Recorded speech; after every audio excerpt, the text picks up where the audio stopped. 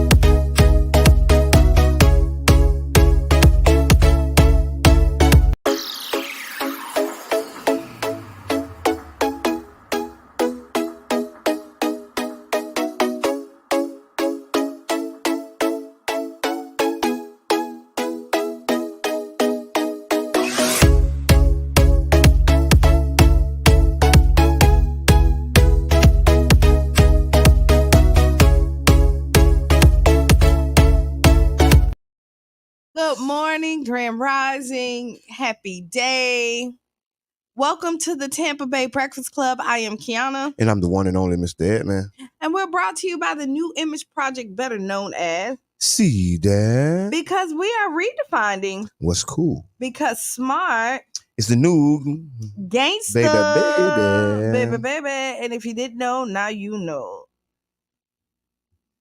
So, it's Freestyle Friday. What's on your mind? Freestyle Friday. Okay, I wanted to say a big shout out to everybody that was able to make it to For Your Strong Friends. Yeah. Oh man, it was amazing. It was amazing. Big shots out everybody that made it happen. Dr. Brittany Peters, David Jackson, Corey Outlaw, Aaron McFarley.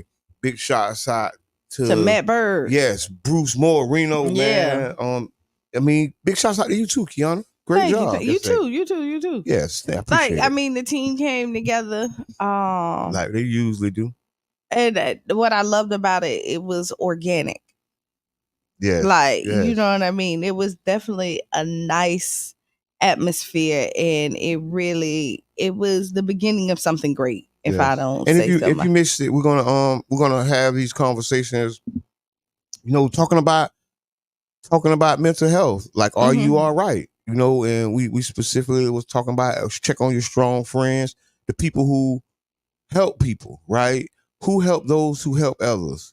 You know what I mean? Who check on their strong friends. So, we're going to keep it going. Check on your strong friends today. You got a strong friend, auntie, cousin, somebody who carry a lot of loads, and not only their load, but the loads people bring to them.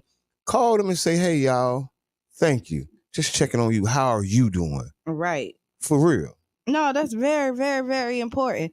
And I mean, just kind of, we'll get into it. We'll really talk about it, because I want to hit it again and really kind of dive into the conversation a little bit later in the hour.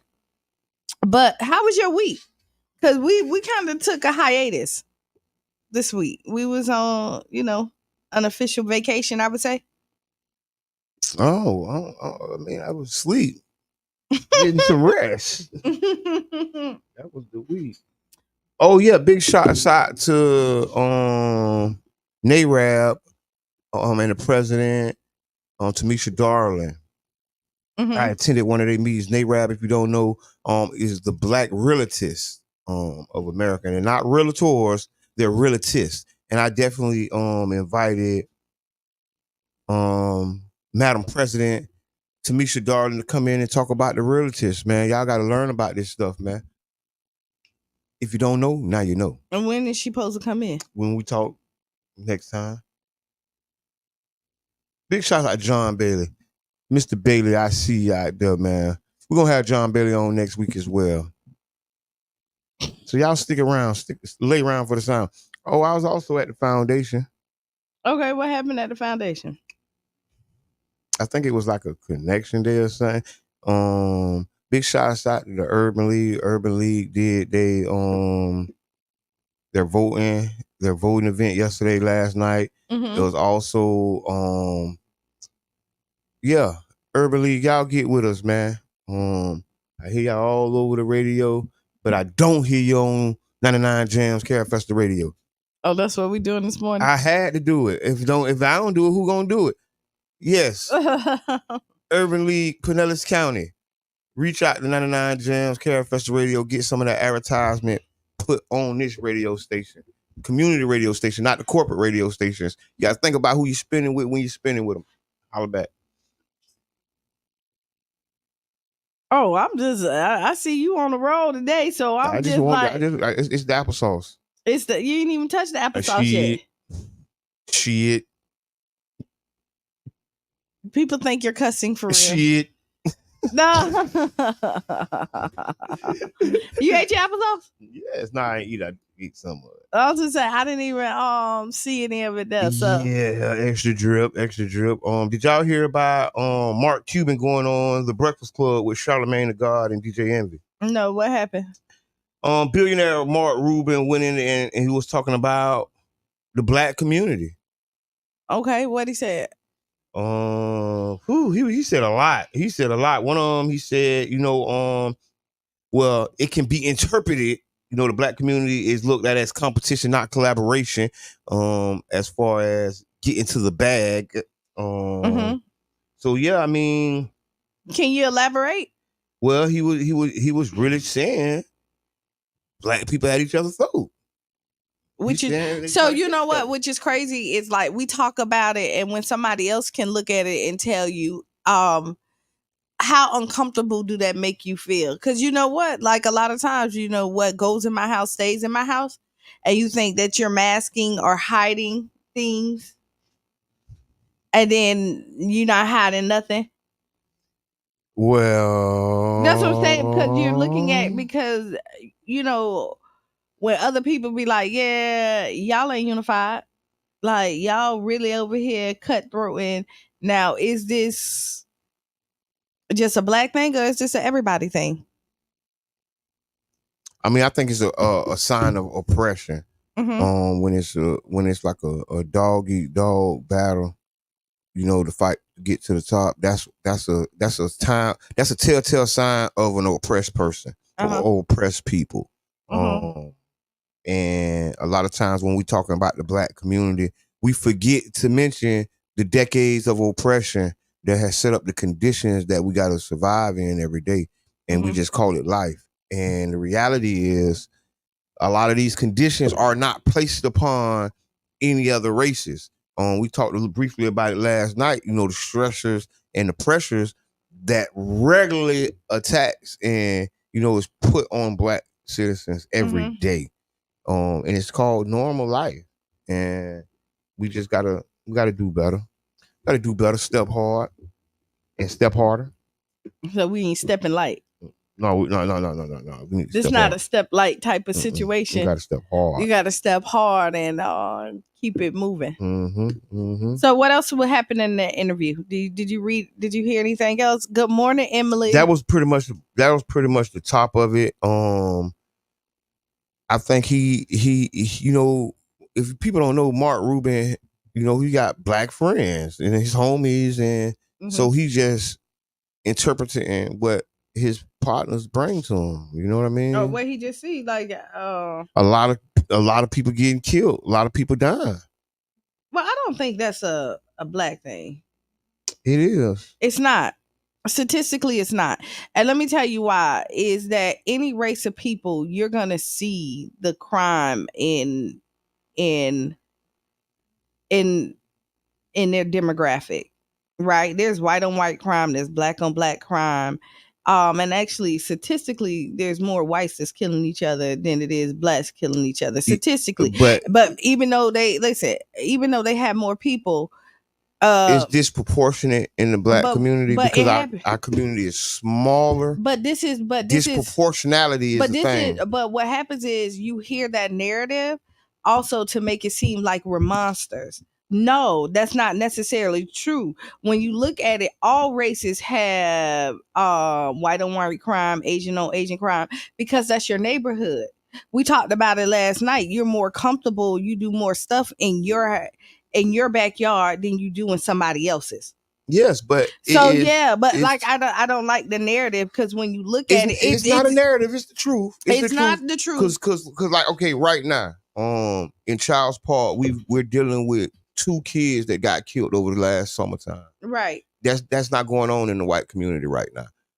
It ain't 2 white kids that just got killed in the last couple months. But you say that, but then it's also white kids that's going to I'm not saying no. But not. what I'm saying, but I'm not saying they're not. I'm just saying specifically. No, but what I'm saying, you said there was 2 black kids that just got killed in 11 and 12 years old, right, in the Child's Park community. Yes. But then there's also white kids that's going to shoot up schools, that's killing, and that we're not having that in our neighborhood, and they're killing even more than the 2 that got killed here. Okay, then, but then they're not. But what you. I'm saying is, when you look at that, when you're saying that, you're trying to paint like the narrative because we're not monsters. It's not a monster. Okay, let's not look at it as accusatory or monsters or villainous or nothing. Just let's look at the incidents and the number of incidents themselves. Let's not say there was a monster or it wasn't a monster, or if it was life threatening or if it was self-defense. Just let's look at the incidents purely upon themselves. And disproportionately, we're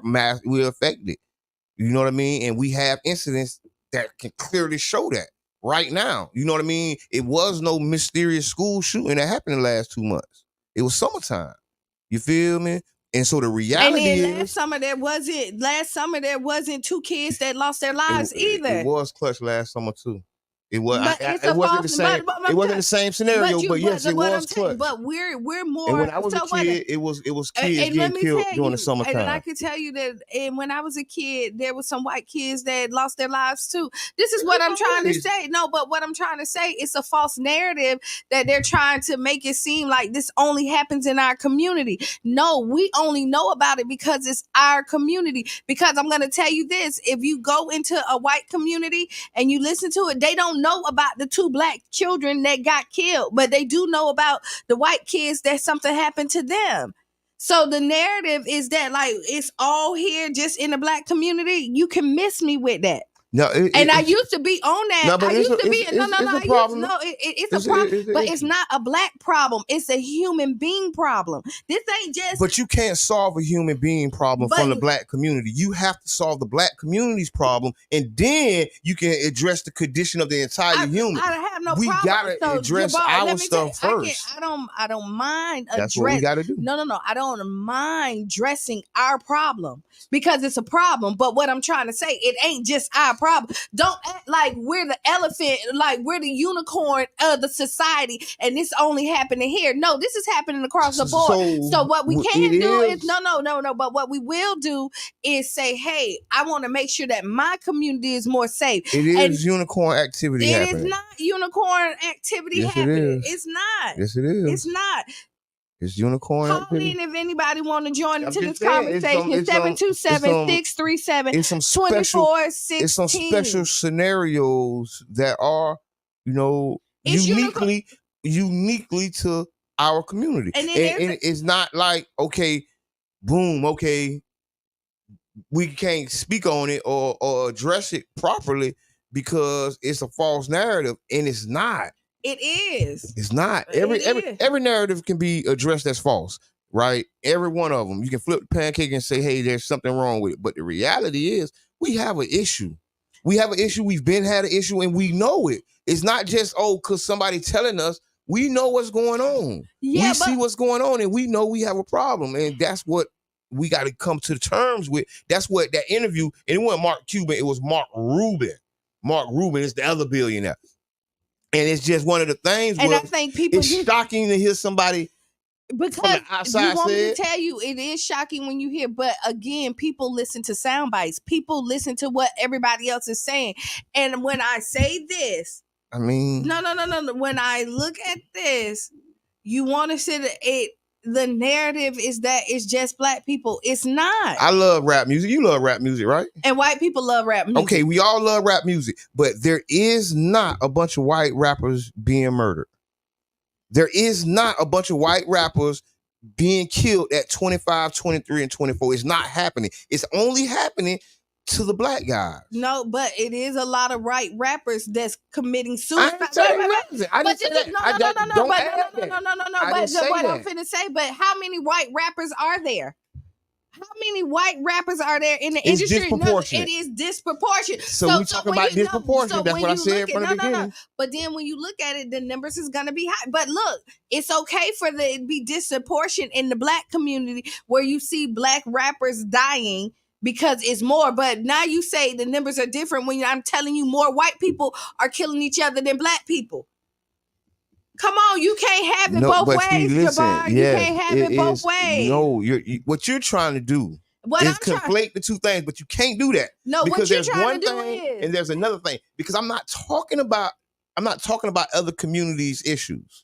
That's what I'm not talking about. And then what we end up doing is because they got it. Like no, see, you're getting so. I'm not even talking about all I'm saying. Can you listen for a second because you're listening to rebuttal because you are because what I'm saying is yes, there's a problem. It's a huge problem. But what I'm trying to say is I'm not finna make you let it seem like it's only a black problem. No. I'm only addressing the black problem. No, but it's not only a black problem. That's the only thing I'm addressing. But don't so make there's it a difference. But then you was like, oh, it's a unicorn over here. No, it is. No, it's not. No, it's a huge. Yes, it's a huge problem. Like I say, I don't know what's going on in too many other communities. I can really say what I've witnessed. Right. And from my eyes, I agree with what that dude said. But we have a problem. He's not in our but he ain't in my community. He's speaking about the community and the people he know. And what I'm saying is I'm putting the information on the table and saying, hey, I agree with that.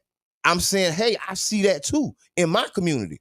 On my end of the stick, I see what you're talking about. And I'm not playing like, oh, where's white? I don't know what the white kids doing after school. I don't know what they doing. I don't know. I know what happens in my community after school. And it's get kind of dangerous.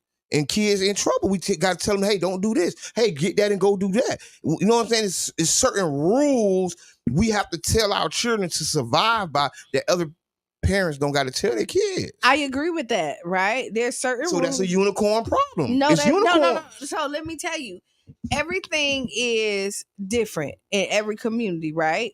So again, I could say for me, living in the black community, going to an all white school at one point in time, right? I can see the difference. And the struggles are a little bit different, but they still have problems. Like I may have, you know what I mean? Like there's problems in every community. And what I'm trying to say here is that I'm not going to make it seem like it's only the black community that's out here doing it. But I want to help fix what's going on in our community. But the narrative is that because I was that person also that was like black on black crime. You need to do it. But it's white on white crime. It's Asian on Asian crime. Exactly. It's all of that. But those are the people that need to talk about that. Right. But so when we talk about black on black crime and we talk about the issues in our community, that's what we need to talk about. We can't interject, oh, Asians kill Asians. It's a historical fact that the community the community you live in is likely to be the community you die in, whether it's white community, black. So we know that. That's listen to what I'm saying. No. The mutual things that we know mutually. We know that things happen in other communities. We know this, right? Boom. We already know that certain things happen in certain communities because of their culture. Boom. We know that. So now all I'm saying is there is a critical issue that we're dealing with that every community ain't necessarily dealing with the same way. And we have to address it in such a manner that that's how we get it fixed. Because if we keep trying to, they doing it over there. That's not what, again, you're not listening. I hear you. You saying the community over there, they do it too, and it's the narrative. No. What I'm saying is it's a problem across the board. And we do need to fix what's here in our community, right? But when we're going to fix it, I don't want us to tell our children that they are the only monsters that's out here. And You keep no, using the word monster. Ain't nobody said I monster. can. Don't do that because what you're doing is the boogeyman. Don't do the That's what you boogeyman. just said. No, no, they're monsters. No, because you just said that he came on the radio, right? And again, so narrative of what I heard is that he heard like it's a big problem in the Black community that is cutthroat, right? Basically, he said basically, yeah. Basically, and I'm saying that it's cutthroat everywhere. Don't get on here and it is. It is, and don't get up here as a white man telling Black people that it only happens in our community. And again, you got to go watch the interview because I didn't take that from it. What I took from it, I didn't take the it's the only thing. He's on the Breakfast Club talking to the Black community, talking about the Black community. So I think that's what he was talking about. Okay. I don't think that. I mean, I don't know the dude personally, but I agree with what he said.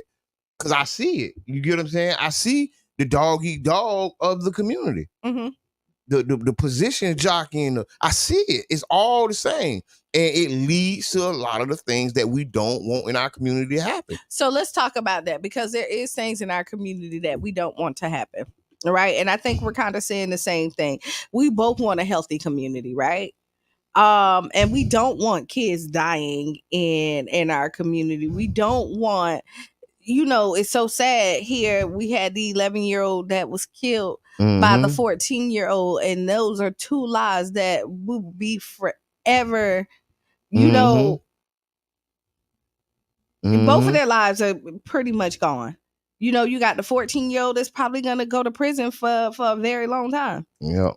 And, so that's a problem. These lives and the family lives and that's affected from it. We do need to focus on that and the solution on how to fix that. Forget how the narrative is told. The facts are the facts when you look at it. And we do want to make sure that our children are safe. That's number one goal. And our community is safe. And that was half of the reason why we did the conversation last night is because we do see where our community is affected a lot. And it's the foundation that we need to get back and try to fix. And so, and we'll talk about this later. Michael Rubin comes out and apologizes for comments on hate in the Black community. So he's gotten pushback for his comments and he's come out and apologized for what he said. See, it's a fast moving story. There's a lot of because when you look at it, and I'll go back and listen to it, right? Oh, it's 8:00. 8:00. We got to take a break, right? We will come back 7 minutes after hour. We'll talk about this. Please stay tuned. Tag a friend, tell a friend. And we shall be back.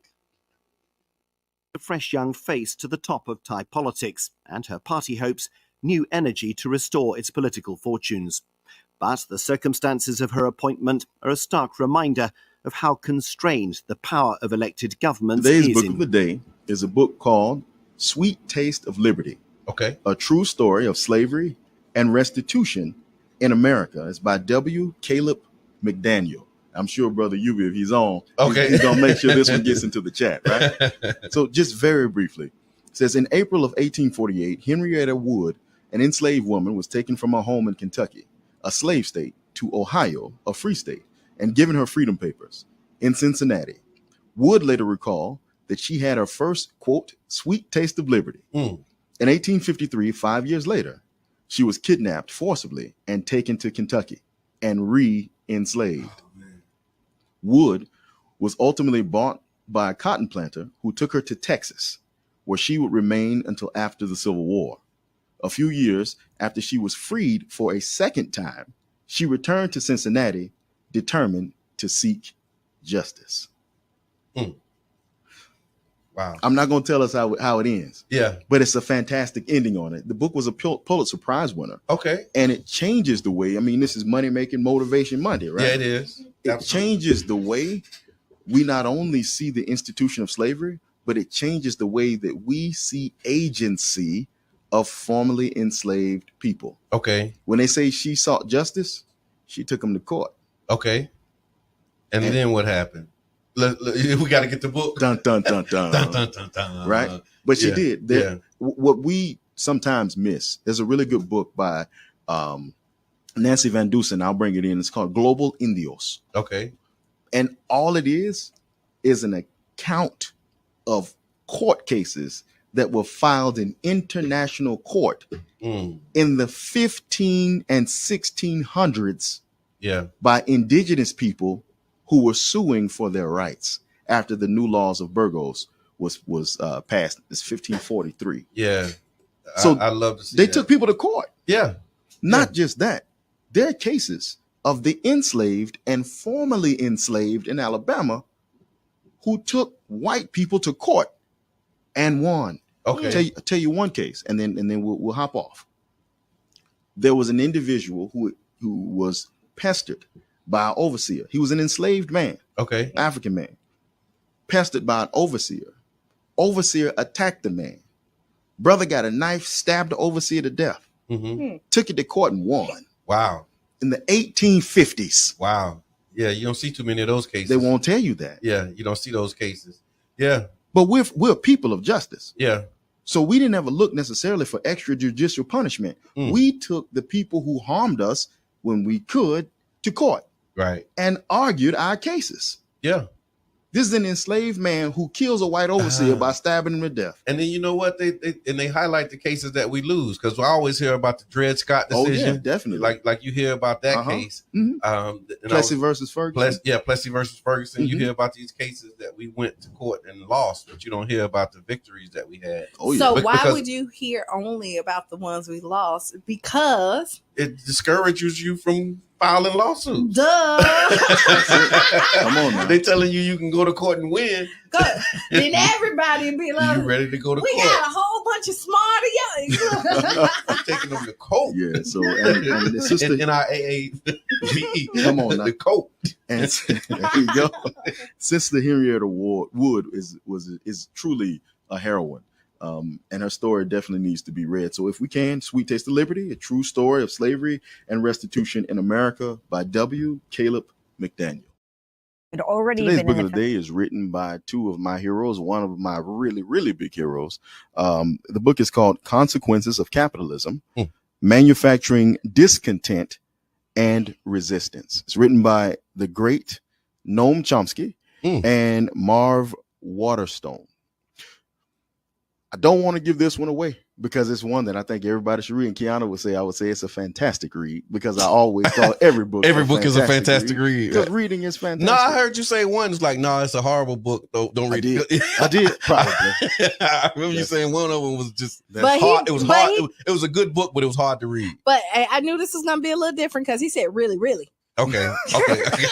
2 times. Yes, he did. But much of what we understand as common sense is actually the will and the bidding of the ruling class. And getting out of that mentality sometimes means getting out of the mentality of believing that something is common sense.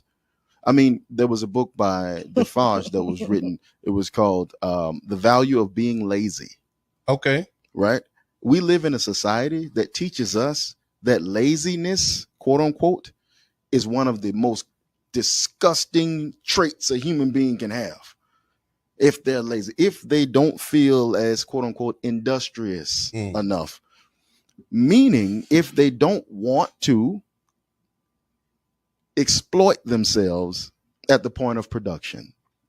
And this is the reality that we face every day. But that benefits a certain group of people. You were speaking on Wednesday, I think it was. No, might have been Monday. Monday, Money Making Motivation Monday, about not being able, coworkers, not being able to talk about their payment. Right. How they're compensated. Yep. And that being seen as something that's taboo in the workplace. Well, I don't want, no. And if a manager hears of this information, especially in a state like Florida, you can be released just like that. Yep. What does that do? That allows a work environment that's essentially hostile. Why? Because everyone is confused. Whenever you have confusion, we are back. We are back. We are back. Whew, okay. All right. Welcome to the Tampa. Can you cut your thing off? We're totally live. And I know you heard it. Okay, welcome back to the Tampa Bay Breakfast Club. This is Qiana. And I'm the one and only Mr. Edman. And we're brought to you by the New Image Project, better known as... I am... Oh, my mind is a million places. See that? See that. And we're redefining what's cool. And smart as the new gangster. Baby, baby. And if you didn't know, now you know. Woo. Okay, so top of the hour. So, yeah, back to the top of the hour. You are listening to the most courageous, noble, and great morning show ever made, Tampa Bay Breakfast Club, and you, 99 Gems, Carafesta Radio. We just got through talking about the comments Michael Rubin made on the Breakfast Club, and he retracted his statement immediately. That's it. We don't got to talk about it no more. We had a lot of comments on it. You know, people were talking about it, but we'll move on. Yeah, I mean, because we started talking about our community. And so let me say this. When he said it, I think, because we can talk about it, I'm not saying that he's wrong, but what I'm saying is the narrative that he's painting is wrong. That it only happens in the Black community. But, you know, and that's why he retracted it, is because, and what he said, this is a problem across the board. And that's how he went ahead and smoothed it over. Like, everybody need to want everybody to win. Everybody, he did say that, right? In the tweet. Oh man, yeah, you the one who read it. Listen, like you just played it. I hope, but I still stand on this is a very needed conversation. We need to talk about it. And a white billionaire brought it up, and we talking about it, and it's okay. It's all right. We can talk about it. We can be on different sides of it. Mm-hmm. But this conversation needs to be had because we have an issue that needs to be addressed, and we have to address it, and we can't address it by saying what everybody else doing. That ain't how you attack a problem and fix it. You get what I'm saying? How you attack a problem and fix it. You focus on it, you talk about it, you build on it, come up with solutions, and you execute on the solutions. But if we get stuck analyzing the problem, or who analyzed the problem, or who said what, we're not going to be too successful at fixing the issue. And if you don't know, we're talking about I guess black on black crime, that they say there is no such thing, or crime in the community, pulling people down and not lifting people up. You know what I mean? I don't, however you want to do it. Cause I'm here for it. You just say it. You tell me. I'm here for it as well. And it's another narrative I see where J.R. Dillard, is that it? Yeah, the black dollar isn't circulating to help other black businesses. And I disagree with that as well, because let me tell you, is that whenever you go to any black business, who you see supporting them? Mm-hmm. Other black people. That's another narrative that is told to our people to make it seem like we don't support each other. Every black owned business that I know, their consumers are other black people.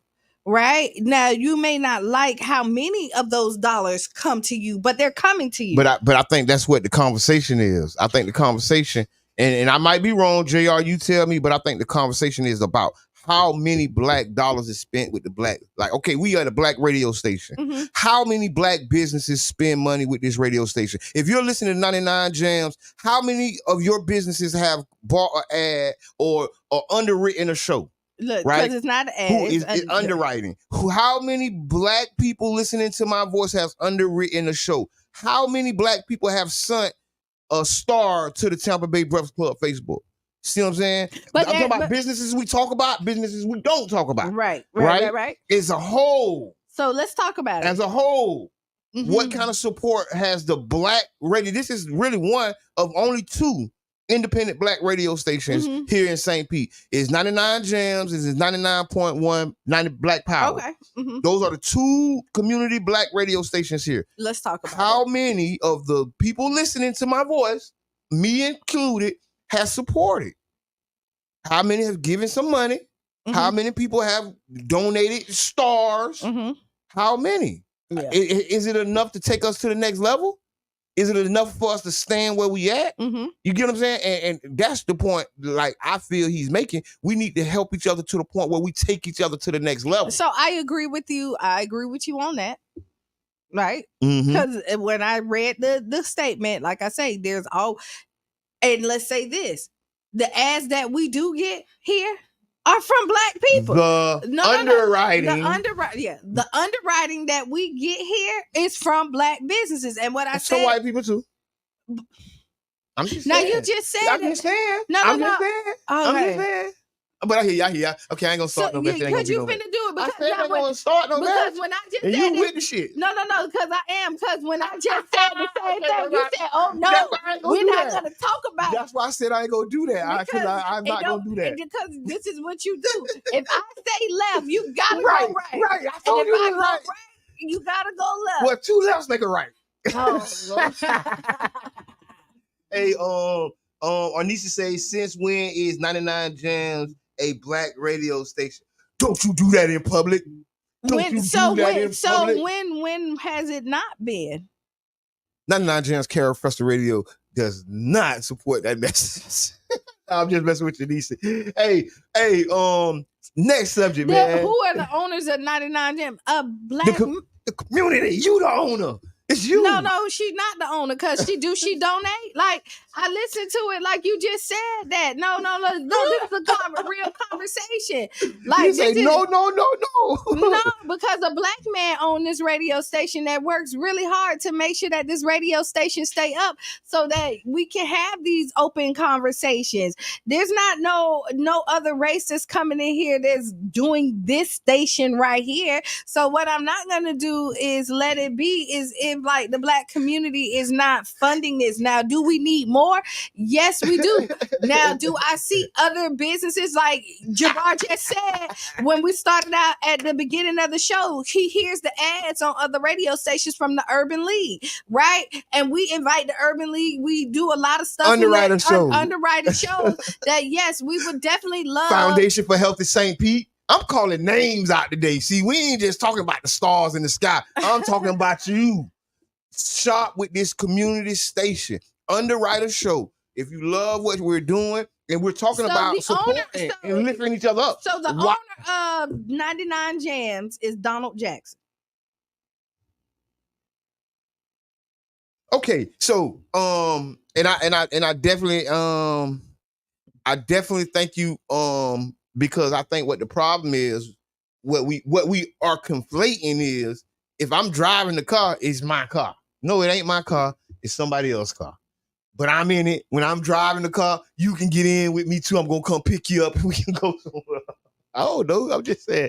Hey, y'all, you listen to 99 Jam. So I'm just going to say, for somebody who's never stepped foot in 99 Jams and know a whole lot of business in here, like talking about you just the face, I never even seen you at a business meeting. Never. Like, no, like I'm gonna you here for it this morning. I wasn't here for yes, it. You is. So, you was here for it. All right. Qiana's here for it, y'all. All right, ma'am. Okay, go ahead. Moving on. So moving on. Some people just want attention. Go ahead. What other subjects we had? You wrote the shit. We was talking about the Olympics. How about the girl breakdancing? How about the girl breakdancing? How about the girl from Australia breakdancing? How did she make it? See, this is what I'm talking about. This is what. Did anybody see the girl breakdancing? I got homeboys that would have made Australia famous. You're right. But what they wanted to do, they wanted to culturally appropriate the culture. Mm-hmm. And then they had the girl doing the well, let me say, it's no longer in breakdancing. It was because of Australia. Australia made them people feel like fools. No, and they say, we ain't never doing that again. No, you know what? So from the backstory of that, from what I understand, is that her and her husband was kind of over, and they disqualified everybody that was good. That was good, and then she got out there and did the Roger Rabbit. Listen. The Frankenstein. So listen, I ain't gonna lie, y'all. Listen, so I was on Facebook, Facebooking, right? So as I'm Facebooking, one of my Facebook friends made a comment about, well, that's good. The haters that's good. The haters are hating on her so much. She's about to make millions of dollars, and y'all can keep hating. And so in the comments, I said, you know, that's how white supremacy usually works. Right. And she got mad. I said like 2 sentences. She wrote a book. Boom. So I read the book. So I read the book. So you here for the smoke? Yeah, I was here for it. So I read the book, and she had some good points. And she was talking about cultural appropriation in different places who appropriate culture from different communities. So okay, I united with that. But like I said, that ain't what I was talking about. I said white supremacy and the white privilege that's built around it. Oftentimes, that lady will probably make more money than any breakdancer ever. Right, because that's how white supremacy works. That's and I didn't say or white privilege, and I would love some black privilege. That's why y'all need to donate the 99 Gems, make us a multi-million-dollar station, and we're gonna talk about your stuff. Okay, I know. Don't you do that. Don't worry about what's going on. We talking and this Olympics, and I was talking a lot of BS earlier, and I'm gonna retract my statement here today. I said this Olympics was not being watched. I said that when nobody watching the Olympics, and I was lying. I told you. You did. See, I'm coming to give you your flowers. Listen, I said, as soon as my fat mouth said it, next thing I know, the next 2-3 days straight, I'm watching the Olympics. I said, then the lady say, this has been the most watched Olympics ever. I said, oh, no. I told you. Because, a matter of fact, there was more tickets bought ever. They did their thing. They did. They had Snoop. Listen, the Olympics is they did their thing. I mean, listen, when you have 4 years to plan something great, it better be great. I was talking to my family, and I threw it in a group chat, like, we need to start saving money right now so that we can go to the Olympics in LA. Because in 4 years, it's going to be in Los Angeles. Right? Just to go. Now, it's expensive. So is the Olympics a bucket list thing right now? I heard somebody talking about this, and they said that was one of their things. I mean, I would say, like, I want to go. The last time it was in the United States was in Atlanta. If Jesse Owens ain't running or Shakira Richardson, I ain't going. So they might not. They might be. I know in 4 years. In 4 years, you know what I mean? Because you hate when I say that. Like, that's for real. I hear that. They age out. Like, They don't age out. LeBron didn't age out. Shout out to LeBron James. And he's easily probably the oldest. He is. Oldest and let me tell you, gold medalist ever. I can almost bet my dollars LeBron would not be there. In 4 more years, he won't be there. He will not be there. So, okay. And I agree. So, if you enjoyed the Olympics, y'all let us know. Leave some comments. What was your favorite sport? What was your favorite thing to watch about the Olympics? Did you enjoy it? I did. Like, I watched swimming. I watched basketball. I watched gymnastics. I watched track. I saw a little bit of the break dancing. I saw volleyball. I saw the synchronized swing. God, you was locked in. Like, you know what I mean? I seen the synchronized diving. Yeah, I did. Did you see the Asian girl? They jumped, and then you couldn't tell it was 2 people. It was like 1 girl. But it was 2 on them. They was on point. A lot. I saw the men swimming. I saw the women swimming. I saw, you know what I mean? I saw the boy from France that did his thing. That was he was running? No, he was swimming. And you know, the black Michael Phelps. He was white. Oh. Man, I'm tired of this cultural appropriation. Yes, he did say Jesse Owens. Yes, he did. Yeah. Yeah, he did. Jesse Owens. You know bring him back. You know he's not coming in. Hey, no, don't you do it. I did say Shakira. Okay, LA. I was scheduled to go to the Olympics in 2020 in Tokyo, planned in 2019, and COVID hit. Oh, yeah, Lord. Man. Oh, I hear you. Not Shakira. You right. Not Shakira. I ain't talking about your girl. You remember Shakira the singer? Okay. We done laughing. Okay, so favorite moments of it, right? I'm finna say by far the 4x4. What is that? Right? Women's. Oh, the running. Oh, yeah, that was the best. They kind of when she did like this, she did the look. Yeah, because Shakira had something that I said it wrong. Shakar. Well, how is she? Hey, I don't want to mess it up. Miss Richards. Okay, Gold medalist. but she The gold medalist. she did her thing. That's The right. She did her 100 thing. The 100, even I mean, it was really the black girl from St. Lucia. What about your boy who poked the chest out? You Noah Lyles. Noah, yeah. Noah. It came down with COVID. You running out there with COVID, hugging and touching people. I ain't got nothing to say. I ain't got nothing to say about it. People think that he was BSing. What? About it, because he didn't win the race, And he blamed it on COVID. right? And they say he was embarrassed. It could be. Who knows? Oh. Good morning, Aaron. You know what? Aaron was a part of the panel. Yes, last night. Yes. For Check on Your Strongest Friends. Yes. Aaron, thank you for showing up and showing out. Yes. You know, we had Dr. Brittany Peters. Yes. Thank you. Calvin Brown. Yes, and we also had Corey Outlaw. I'm about to go. Corey, look. Dave, yes. Dave. Shout out Dave, man. And actually, so the next one is gonna be at Dave's on 16th Street. And listen, I want to really say this, y'all, and while we got y'all here, mental health awareness in our community is a much needed thing. Mm-hmm. Oftentimes we don't want to talk about it. Oftentimes we're not incentivized to talk about it. We're not paid to organize these things. We're doing these things because we see an issue in our community that needs to be addressed. All right. And we're looking to address it in any way, shape, or form that we can within our power to address. And we want to thank everybody who came out. Look forward to the next one. Listen, I ain't gonna say a great time. I don't know how to say it like that, but it was a great therapeutic moment. It was something. Aaron said last night was great. It was a great therapeutic moment. I mean, looking into yourself, what kind of things triggers you? What's your trigger? And I've never thought about that. When you came and gave me the paper before everybody got it, and I'm reading it, what is my trigger? Mm-hmm. You get what I'm saying? What triggers me? Right. Oh, what don't much trigger me? Oh, no, I don't like when y'all don't listen to me. I don't like it. You know, some people say that they don't have triggers, right? I know you think you don't, but you do. But you do. Everybody has triggers. Yep. And with this series, because again, this is one of a series that we're gonna do. And so when we're talking spotlighting mental health in the Black community, right? There we go. Like it. Yeah. So, and when we talk about triggers, because sometimes we don't even know we're triggered by things, right? You got triggered this morning, but don't worry about it. I ain't gonna talk about it. That's fine. And I gotta be triggered. Yeah, it is. But once you know that these things trigger you, then you know like how to react or try to avoid.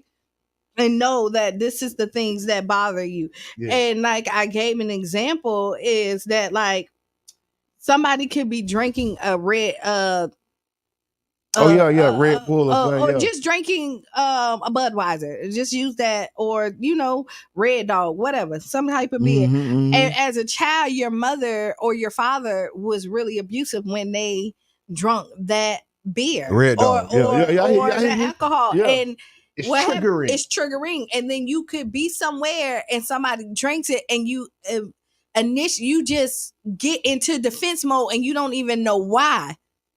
But what happened is the little girl or little boy in you is still hurting from when your parents did it to you. And so you don't want to be hurt no more. So then you become defensive and aggressive to other people because something that's not healed from your past. I think that's a great observation because that was just making me think about some of the scenarios that happen in our community, around, just community impact. And people are dealing with childhood trauma that has not been addressed properly. And they'll actually go back to their childhood ways in a lot of times because, like you say, they're reverting back to a time where they were traumatized. And ain't nothing in of itself wrong with it, but it's how you handle it that makes it a problem. It's not nothing wrong with being triggered, but it's when you get triggered and you cuss somebody out. You get triggered and you go off and do something that you shouldn't do. That is the problem with being triggered for me. It is. Sometimes the triggers are small and sometimes they are big. Yep. Right. And so even at Check on Your Strongest Friend, Dr.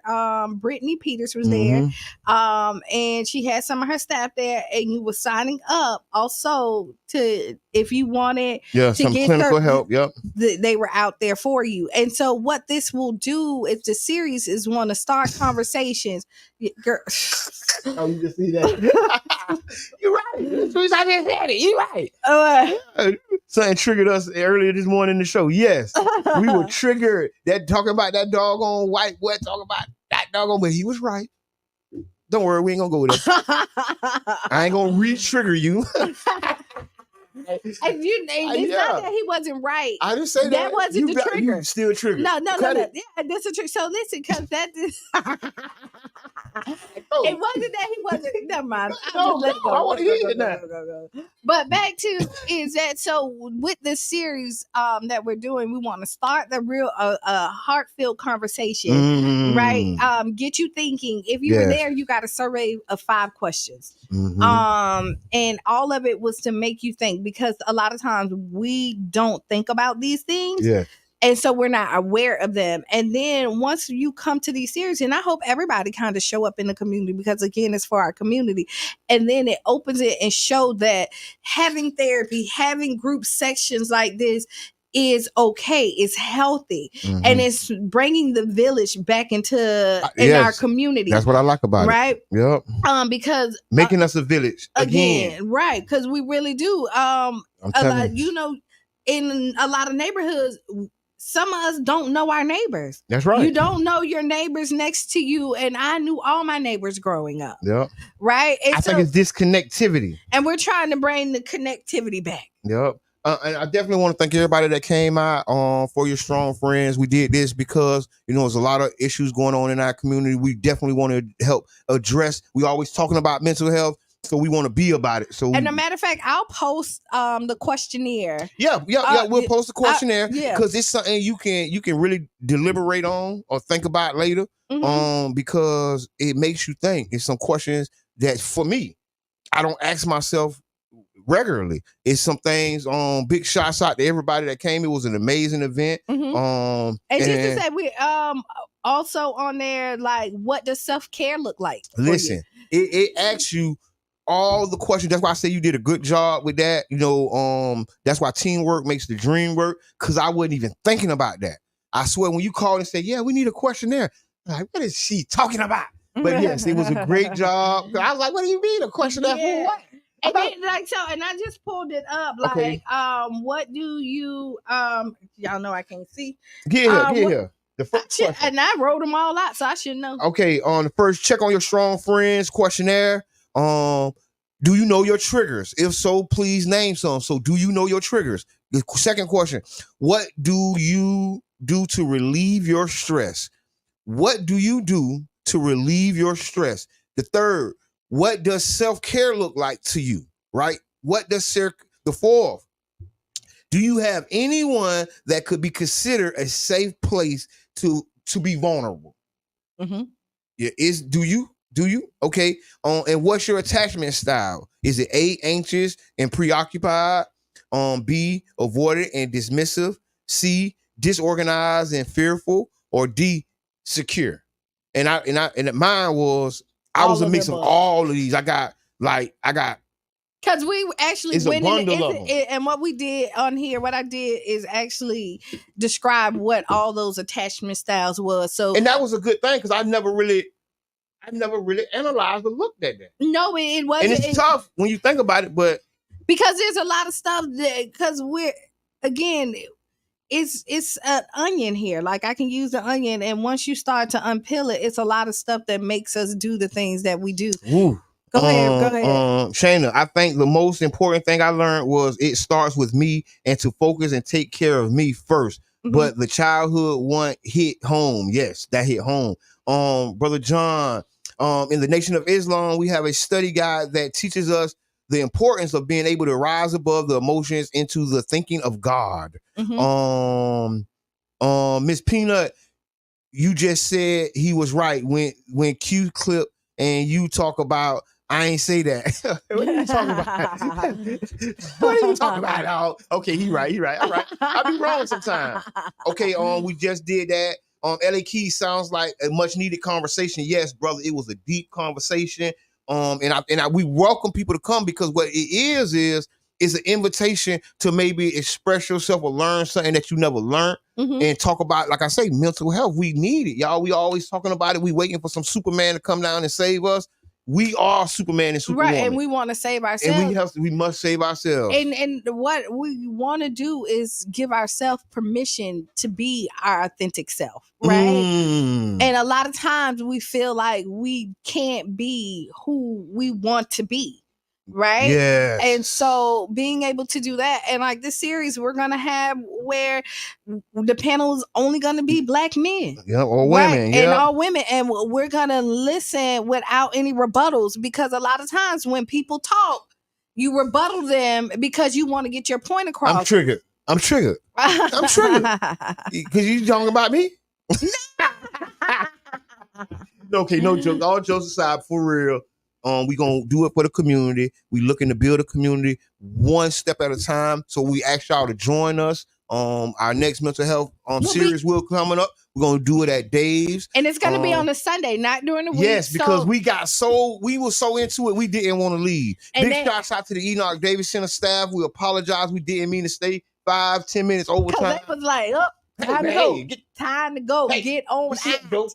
Get on out. But no, it was a great conversation, and I'm really interested in having more of these conversations, because we talk about the mental health of our community so much that we have to start investing time into it. One of the things Cora was talking about is like doing your exercises, drinking your water, doing your health, and then the lady in the back like, oh, I just had a stroke, and he right. That's everything the doctor said do, and do, and I'm like, oh man, this is big. So thank y'all. Yeah, it was. This is big. Yeah, it really was. And so yeah, and yes, again, I mean, honestly, a great space, great space, and a lot of people was able to help each other. That's right. Right. Speaking of help each other, I wasn't gonna segue. I'm gonna segue. Okay, we talking about crime and youth crime and black on black crime. And it's not really a segue, and this is the reason. So back to it. This is one of the reasons why we're doing Check on Your Strongest Friend. Yes, it's because our head needs to be together. And it's a lot of mental health things. There's a lot of suicides going on. People don't know Pinellas County black men are the fastest growing suicide. People committing suicide. And actually, it's not even just black men, just black people in general. People. You'll see it. Dr. Brittany actually, she had the stats. She had the stats and was showing. All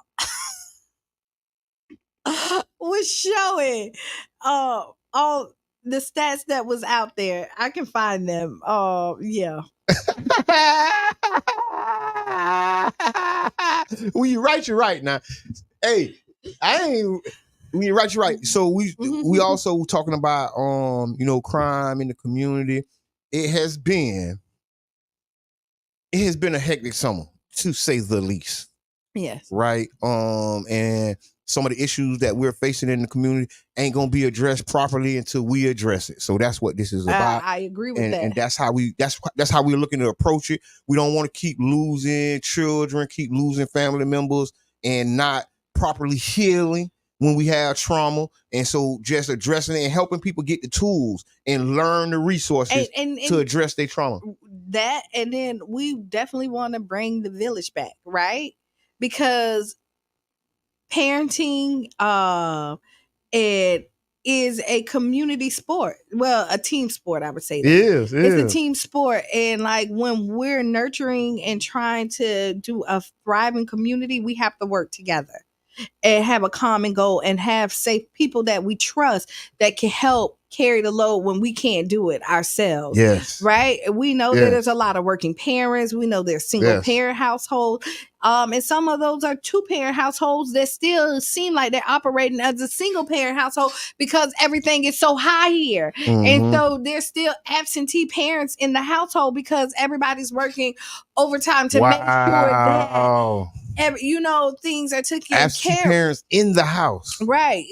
And this is a thing. And so we need this village, and we need it to be healthy, and we need to find where we trust and have safe spaces where we can then let somebody else help carry this load, so then we can have a thriving community. Yes. Good morning, Fancy Nancy. Yes, and thank you. Like I say, thank y'all again for coming out yesterday. Is oftentimes mental health events.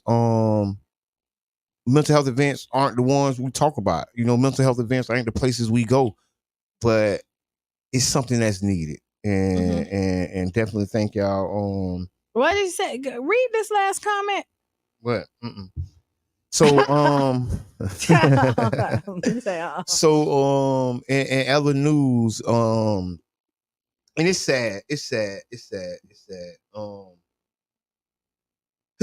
just had to just take a breath. The presidential race is coming up on Tuesday. Tuesday is the primary, our local primary here in Pinellas County. It's August 20th. Get out and vote.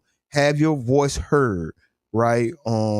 It's a primary election going on for city council members, district judges. So a lot of people don't understand. A lot of times these judges have been voted in, and they continue to be voted in because people aren't going out and voting. So the voter turnout so far has been extremely low.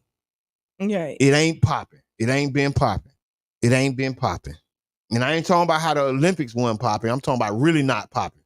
And so what we got to do, y'all, get out, go out and vote. Get your family members, get somebody close to you, get your friends. Y'all go out and vote in a group, right? Go hang out, make it a day party. I know my family and friends really hate me around this time, right? Because you making them vote? I be on their neck, right? And they be like, Qiana. But they get out and do it. So yeah, take a friend. So when you go vote, take another friend. I agree with LA. I hope yeah, take a friend, take a cousin, and go out and be seen as a voter. Because like I say, man, this community stuff really depends on you. Right. And I know people say like, oh, it don't affect me. Yes, it does. Yes, it does. When we're feeling these taxes, let's forget taxes right now, right? When you're looking at the judges that putting down, the sentences for our Black and brown, like for our community, we have the power to vote them in, right? Or get them out. City council, the people who runs your district are all elected officials, right? And you need to make sure we get somebody in that has your interest. That's right. I believe in the process. And I definitely, so we involve. We definitely involve voters, participants. We register voters. We help people get involved, and I think it's very important. It's gonna be a big election, y'all. We're not telling you who to vote for. We're just telling you get out and vote. You know what I'm saying? Make your vote count. And we're gonna also break down the general election. When it comes down, like when the policies and everything, because again, this is a big ballot. It's gonna be coming up.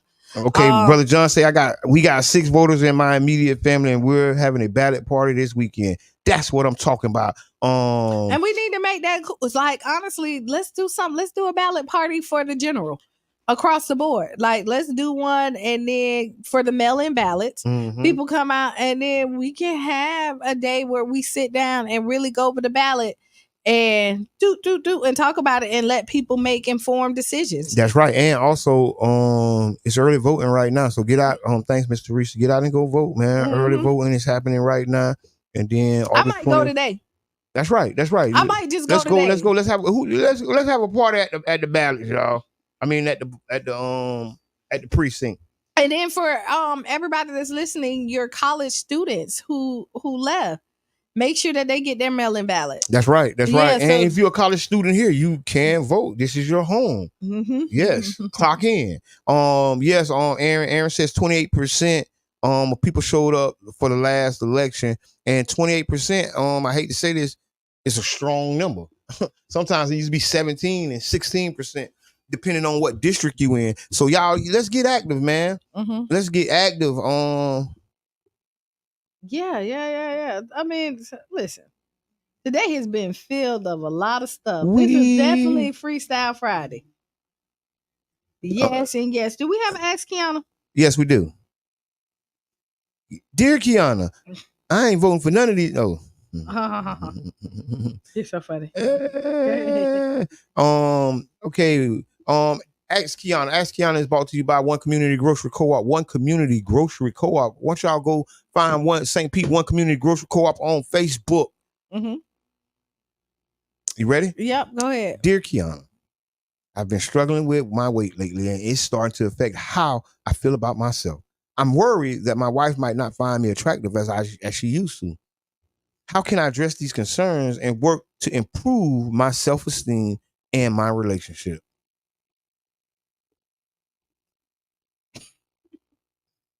Help the man out. Start working out. I mean, you gotta at one point you gotta start with self, right? And then you have to make the sacrifices that you need to get the things that you want, right? When you wanted to get a job, you did what you need to do to make get that job. To get that job. When you courted your wife and wanted to date her, you did what you needed to do to get her, right? And so, like, if you want the results that you want, you gotta and not keep. But if you're unhappy with part of your life, and this is weight. If you're unhappy with your weight, then only person that can change it is you. And that could be something as simple as taking walks. Yes. You and your wife, and honestly, and doing it together, being together. Yeah. And you could say, hey, you know what? When I get off of work, then this becomes a time where then y'all can also connect and talk about this. Like, hey, like, I don't feel like I'm attractive to you and you're attracted to me anymore. You know what I mean? And she might like, no, like, hey, I like the dad bod. You know what I mean? Like, cause she might. You just don't know because people. You don't know. You got to talk about it. I'm gonna say, like, I remember one time, like, I was talking to somebody and I was like, I don't really like pictures, like, and he told me, he was like, hey, how you gonna tell me what I like? Like, you know what I mean? Like, yeah, you can't do that. You know, because we're so critical of ourselves. You know what I mean? And the person was like, hey, I approached you, like. You don't think I look at you every day? Like, so, like, if I'm saying, like, yo, you're beautiful, I was saying, no, I wasn't. And he was like, no, you are. You know what I mean? And so we sometimes put the things in our head that we think other people are looking for. That's self-esteem. Right. And that's not necessarily true. But yeah, like, you can take walks. You just fun activities. What are you reading? Go ahead. Miss Peanut, sounds like he knows now. That's why he wrote the letter. He wrote for help. Aaron say people be scared to communicate. That's so true. Communication. Communication. And that's one of the keys. I agree with you, Q. Just say what you gotta be said. Have those conversations. But it's hard. It's hard because again, go ahead. Yubi said change your diet and exercise and make yourself more attractive to the person you are today. Also, ask your wife what she finds attractive. Yep, that's the communication we was talking about. Step says she's probably showing him that she's not attracted to him anymore. Ooh, it could be. Talk about it. She couldn't be. But she might not be out also. It'd be like that. It'd be like, because sometimes women, I can talk about women, like we gain weight. Like when you gain weight, you be like, oh, like he didn't meet me like this. You know what I mean? I think everybody do that. Right. That's what I'm saying. So, and then it don't mean but then there's some people who are not attracted to the weight gain and all that other stuff. Like this is life. And so hey. And I got a question. This is deep. She touched on something. What happens when you're no longer attracted to your significant other? You cheat? No. I'm just saying. This is a real question. So when I really want to say if attraction is the only thing that keep y'all connected, then what? No. That ain't what I'm saying. No. I ain't saying divorce. No. What happens when you're no longer attracted? I ain't saying you don't love them no more. You just that just ain't what I'm into no more. That's what I liked it 10 years ago. I don't like that no more. Now where do we go from there? That's deep, ain't it? I know I be doing it sometimes. I be doing it to myself. For real though, where do you go after, and this is a question for the audience. But once the attraction, the sexual and the physical attraction is gone in the relationship, where do you go from there? Exit door. No, that's what Mr. Peanut said. I know. And then and I think. But that's why when you say that, what if grandma left granddaddy when she wasn't no longer attracted to him?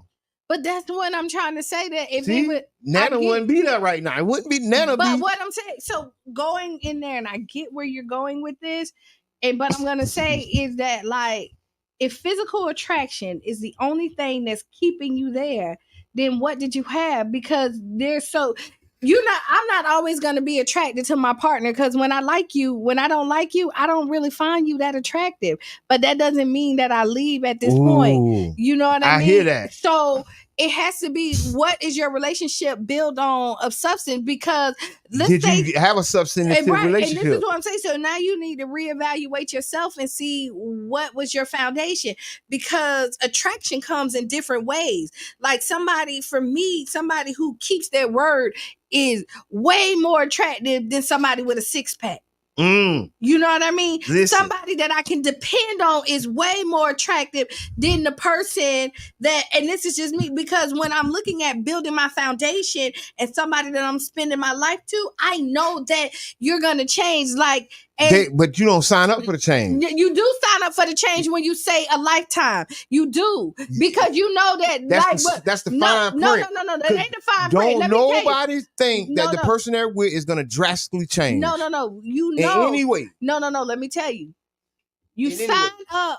That's not a fine print, because you know. No, that's not a fine print, and let me tell you why. Is that you know, if you're spending a lifetime, my tight skin, when I get 70 and we make it to 70, ain't gonna be that tight. You know what I mean?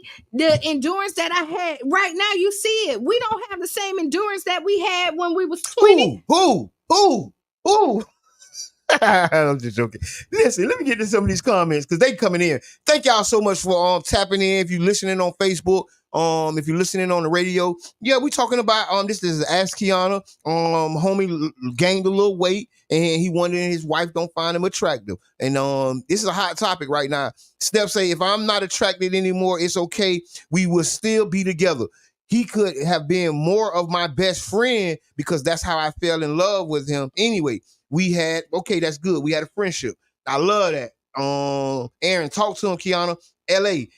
My brother may be assuming it's weight, but if you have not had a conversation, it could be something deeper than the surface thing, because it's easier to accept. That's the truth. Because some people, that's the truth. Because what happened is, you're not happy with your weight. Now you're lacking in other. Like, now you're not taking me out on dates. Yeah, and it ain't the way it's something else. It's the dates that you're not taking me on. Yeah. You know what I mean? You think so if you don't take them on dates, that's the problem? No, I'm just saying. Okay, no, I'm just joking. But you need to date. I know. I'm just. You need to date your partner.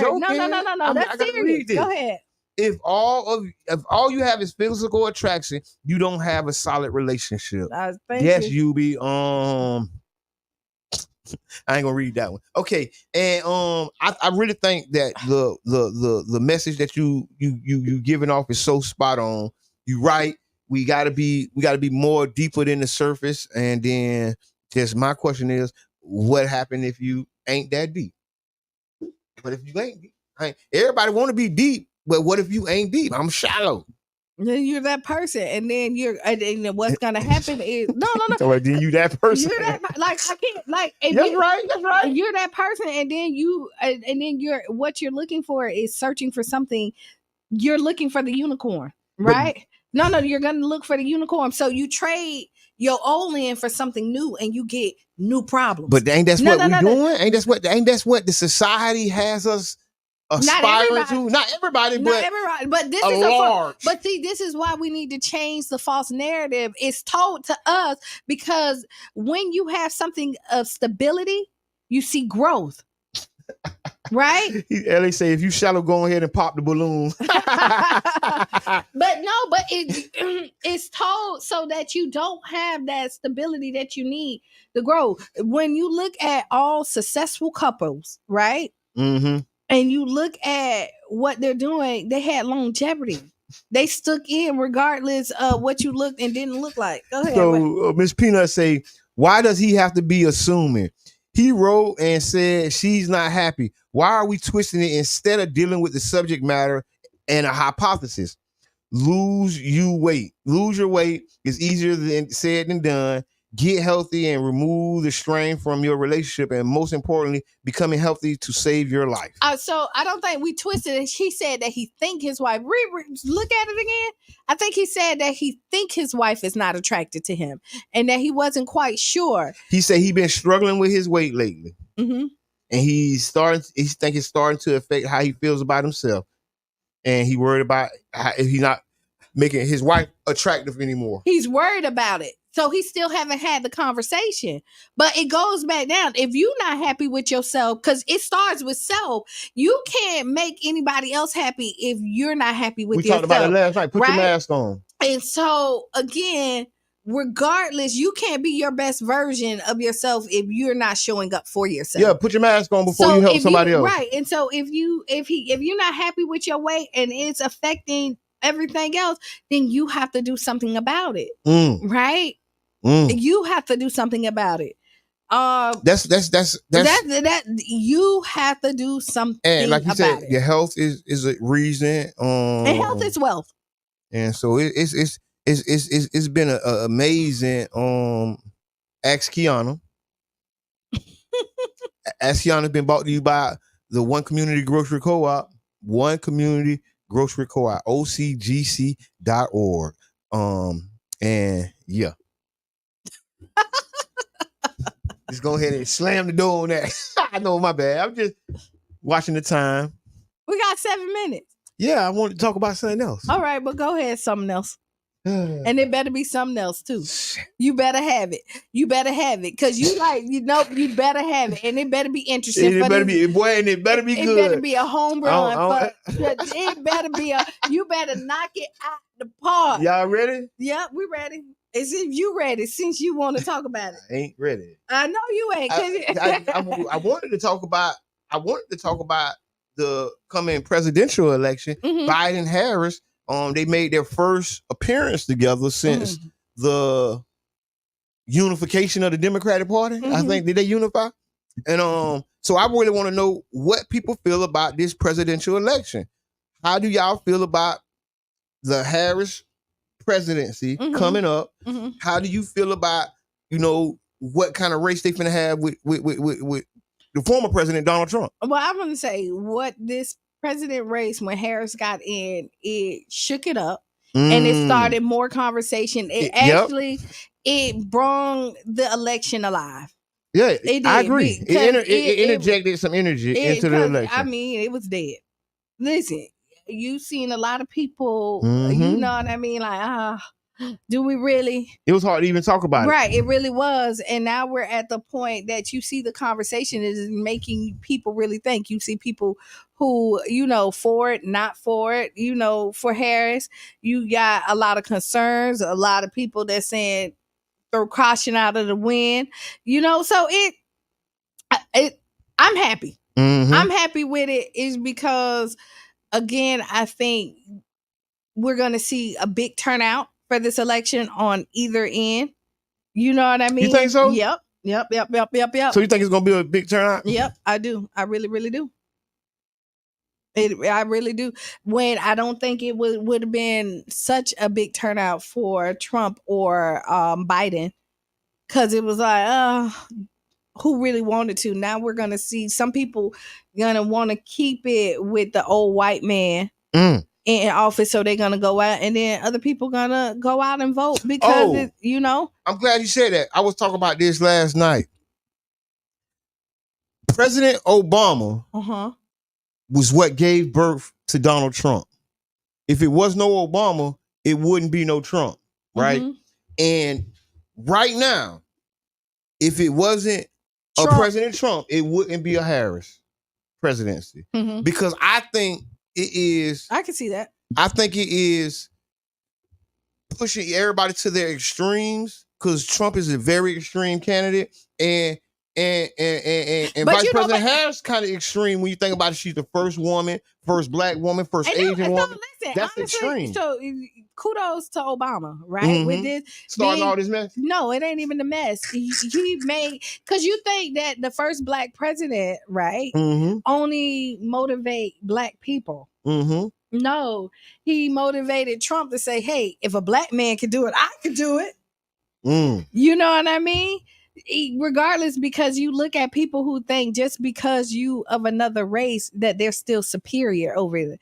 Like, if they can do it, anybody can do it. You know what I mean? It's that being so arrogant that got him where he was at, in my mind. I mean, I think the turnout will really be determined on what the policy announcements is. Because up until now, we don't really know. We kind of don't know what none of these people policy announcements is. Right. We know what Trump policies is just because we think we know who Trump is, but he's not talking about policy. No. So let me tell you. So what we do know is what's attached to Trump. That's what I mean. That's what I mean. So let's say, so we know what's attached to Trump. Exactly. Trump, but we don't. But him himself, they're not talking policy. He's not talking policy. We don't know what Harris' policies is right now. We don't. We just thinking, oh, she gonna do what Biden's doing. That's what we think. But what I'm saying is, when are we gonna have a real policy debate? When we gonna have a conversation about policy? So we're hopefully in September. Hopefully. We're gonna get some answers. You know what I mean? Because that's the first presidential debate, and then the vice presidents will debate October 1st. As well, to see what our vice president's gonna do. So we'll see. Now we have 2 minutes. We're gonna the countdown has begun. What are your final thoughts? Oh, my final thoughts. Okay, yeah, I want to thank y'all for yesterday. It was a great event. Thank you so much, Qiana, for everything that you do.